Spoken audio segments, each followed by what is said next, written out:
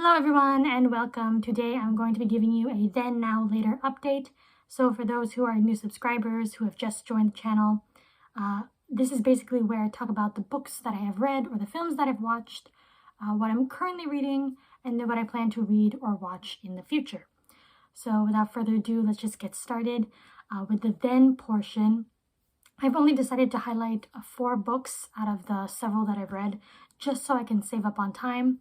So the first book I want to talk about is Two on a Tower by Thomas Hardy. So Two on a Tower is described as a romance, and we're following 2 characters, Lady Constantine and a man named Swithin. So Lady Constantine one day journeys up a tower that is part of her property, and she discovers a young man named Swithin who is an aspiring astronomer, sort of like using her tower to study the stars. And the tower ends up becoming a place for them just to, hang out and meet, and eventually the 2 of them end up falling in love. However, there are many societal pressures that are interfering or getting in the way of this relationship. Lady Constantine is considered of a higher class than Swithin. He is also 10 years her junior, so there's an age gap. And what I really liked about this book is that you have in the foreground this very passionate romance, this passionate affair between the 2 main characters, but in the background you have Thomas Hardy describing the cold, sterile beauty of space and the celestial bodies. It provides a very nice contrast. It's very much a story about temperaments rather than characters. Both Lady Constantine and Swithin are individuals that are swayed by their temperaments and the way their personalities are. But then you see, like, towards the end, when they go through trials and tribulations, they become more fleshed out characters rather than being like manifestations or embodiments of certain temperaments. In a way, I kind of liken this to Teresa Khan, where that book was not really about characters per se, but rather temperaments, and how when these temperaments are put into a situation, what are the events that will naturally unfold. I felt the same way with Two on a Tower, but yeah, I was invested in the romance and the story in general. There's a lot of twists and turns, of course, in a pretty small book. I loved it. I adored this book. So yeah, Two on a Tower. The next book I want to talk about is The Last Unicorn by Peter S. Beagle. This is a work of fantasy. This is considered a classic fantasy. And we follow a unicorn who discovers that she is the last of her kind. And so she leaves her forest and goes on a quest to find her people and to restore unicorns into the world. When I think of a fairy tale or even a fantasy that is condensed to its like basic but purest form, I think I lean towards The Last Unicorn being that sort of thing. I feel that it captures a lot of what you feel and experience within a fairy tale or within a fantasy. This is also a book that I feel is a bit self-aware in a sense. There's a lot of talk about what's real, what's not. What is a fairy tale, what isn't? Is the unicorn this eternal, immortal being? Is she the fairy tale? Or is us, the characters of this particular story that will eventually be forgotten, are we the fairy tale? A lot of discussions about that really intrigued me. I just love the feeling I had when reading this. Yes, there was sad moments in there, like moments of like the bitterness of nostalgia in a way, but then there's also a very fine, warm, loving feeling in the book as well that it's hard to describe, that you kind of just have to experience. This is a book that I feel like I enjoyed it when I read it, but then if I were to revisit it, I feel like I'm just going to fall in love with it even more. For the next book I'm going to talk about, I have discussed it already in a previous video, in my last video in fact. I can't delve into any details because it would be spoiling the book, but that is The Storm of Echoes by Christelle Debos. The Storm of Echoes is the 4th and final book within the Mirror Visitor Quartet, and yes, I have finished the series. I am very sad to have finished it, but I am overall just so satisfied with the way this ended. And this was my first 5-star book of the year. So yeah, I really, really loved it.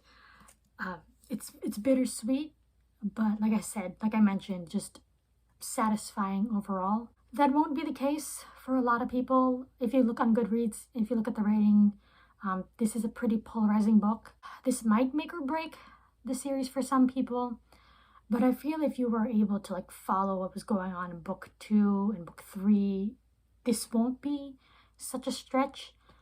This book delves into the surreal, the metaphysical, the philosophical, and I feel that if you're someone who is accustomed to their YA fantasies to be more straightforward and very tightly, yeah, this could be a turnoff for you.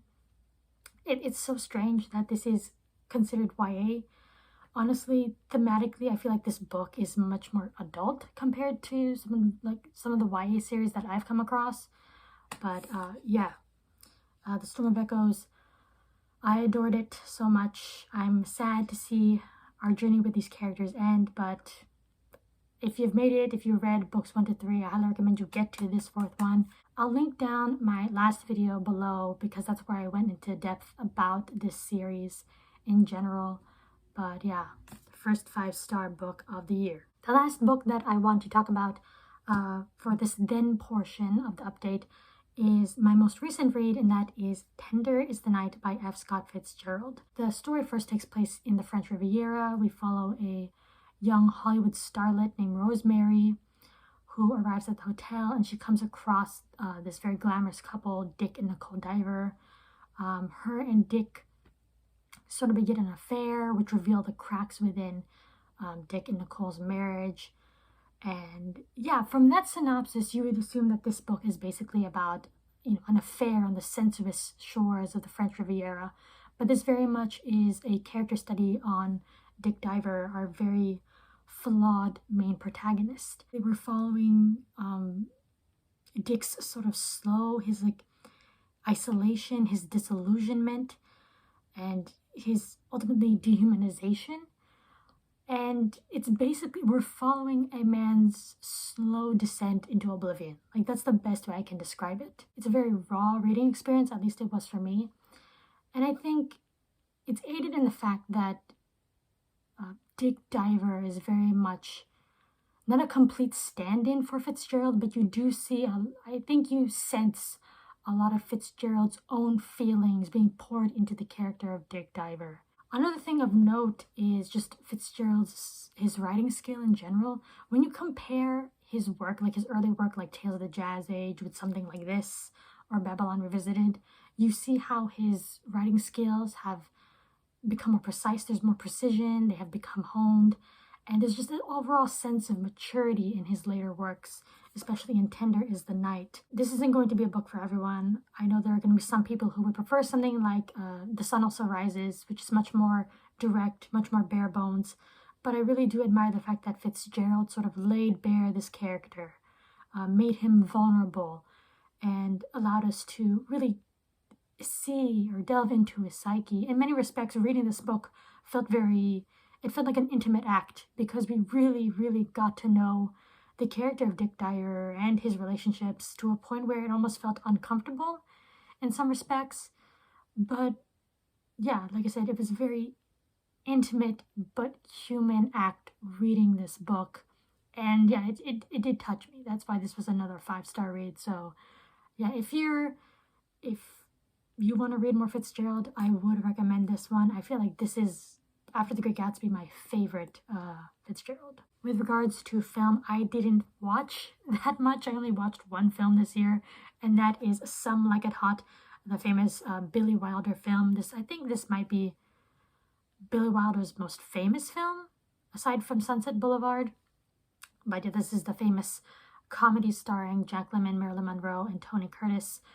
Jack Lemmon and Tony Curtis play these two musicians during the 1920s.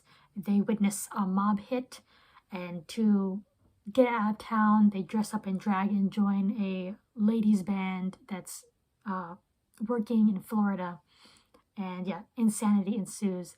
I really, really enjoyed this one. This is a fantastic, good feel film, Still funny, even though this came out in 1959.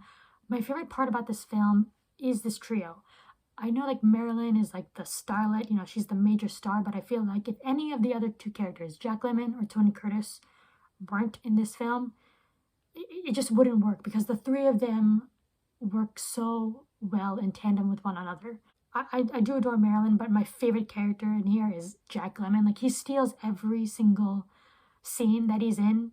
Like, he's fantastic. Like, it's such a good dynamic because you have like Jack Lemmon, who's more of the comedic, like the bombastic comedic element. Then you have Tony Curtis, who's sort of like the straight man, and then you have Marilyn Monroe playing that, you know, that sweet but vivacious bombshell. It just, this dynamic works amazingly.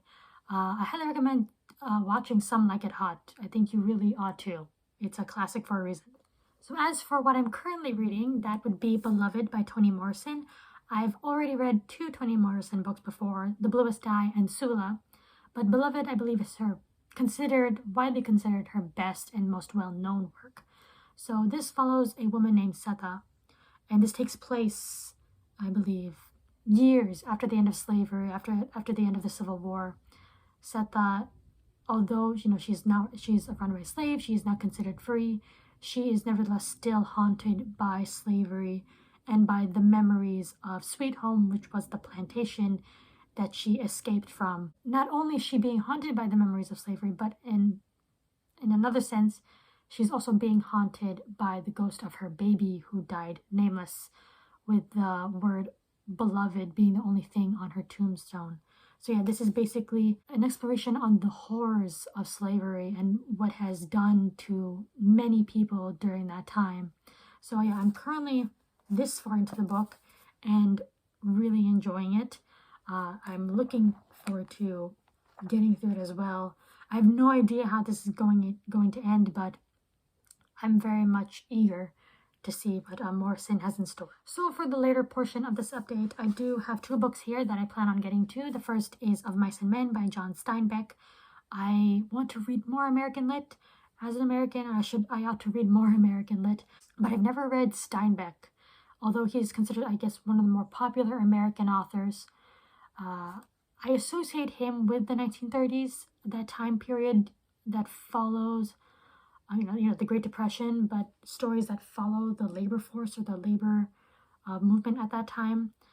I don't know a ton about this book. Well, I do and I kind of don't. I know we follow these two men, and I know like this, I've seen parodies of this story, I'm fairly certain, but I would like to really get into the actual meat and bones of the original. It's very short, so hopefully I can get to this and see if I really like Steinbeck. For the last book in this later portion, I have Selling Ascends by Josiah Bancroft. I decided to get this because I saw a video on YouTube where someone was recommending adult fantasies if you like this certain YA fantasy. So she said if you liked the Mere Visitor Quartet, you should give the books of Babel a try. So I said, why not? This does seem right up my alley. Both of the series deal with very intricate, fantastical, whimsical world building. So this one follows Thomas Senlin, who is a headmaster, and him and his new wife are just going on their honeymoon to the Tower of Babel. And Babel, as far as I can tell, is described as this sort of world within a tower. There are several different levels, large levels like this, like their own little worlds are in it. And as soon as they enter Babel, him and his wife end up getting separated. And before they entered Babel, they agreed that should they get separated or should they get lost, they would meet each other at the top of Babel. So basically, Senlin is ascending the tower to search for his wife, and he meets a colorful cast of characters along the way. So that's basically all I know about Senlin Ascends. I'm looking forward to reading this, and hopefully it ends up becoming a favorite series of mine. So yeah, that was my then, now, later update. Thank you all for watching. Let me know down in the comments, what have you been reading? What do you plan on reading? And, if you enjoyed this video, give it a like, leave a comment. Thanks again for watching, and then I'll see you next time in the next video. Bye!